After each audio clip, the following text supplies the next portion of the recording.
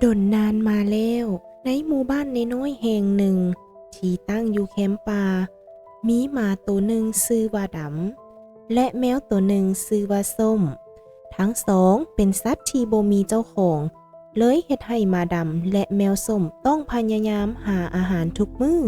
เพราะทั้งสองตัวอึดหิวและบ่ถือกัน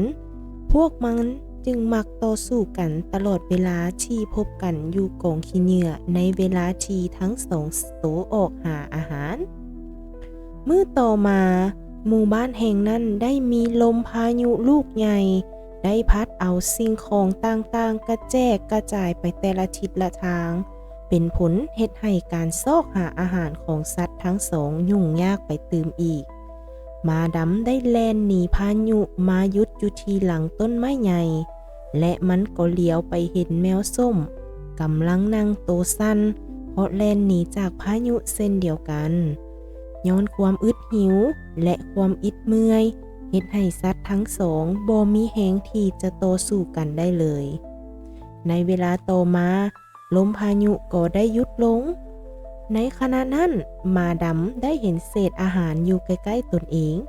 หมาดำลังเลใจก่อนจะเอาอาหารยื่นไปให้แมวส้มที่บ่ได้คาดหวังว่าจะได้รับการช่วยเหลือจากหมาดำเบิ่งด้วยความแปลกใจแต่ด้วยความอึดหิวเฮ็ดให้แมวส้มกินอาหารทั้งหมดนั่นหลังจากนั้นแมวส้มได้เลี้ยหัวของหมาดำเพื่อเฮ็ดให้หมาดำรู้ว่าเป็นการแสดงความขอบใจต่อมาแมวส้มได้เห็นปลาน้อยอยู่ในคลองน้ำใกล้ๆจึงได้นำเอามันมาแบ่งปันให้หมาดำทั้งสองเริ่มแบ่งอาหารกันในแต่ละมื้อและในที่สุด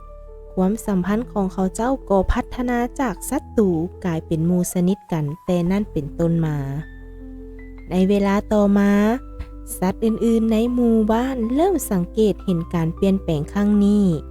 หมาดำและแมวส้มได้กลายเป็นตัวอย่างที่ดีให้แก่สัตว์อื่นๆว่าเป็นการแบ่งปันและการช่วยเหลือซึ่งกันและกันสามารถเปลี่ยนแปลงสิ่งต่างๆได้ตั้งแต่นั้นมาหมู่บ้านแห่งนี้บ่เพียงแต่สงบสุขเท่านั้นแต่มันยังเต็มไปด้วยมิตรภาพระหว่างสัตว์ต่างๆนำอีกและสุดท้ายหมาดำและแมวส้มได้กลายเป็นแบบอย่างที่ดีให้แก่บรรดาสัตว์ต่างๆอยู่ในหมู่บ้านแห่งนั้นตลอดไป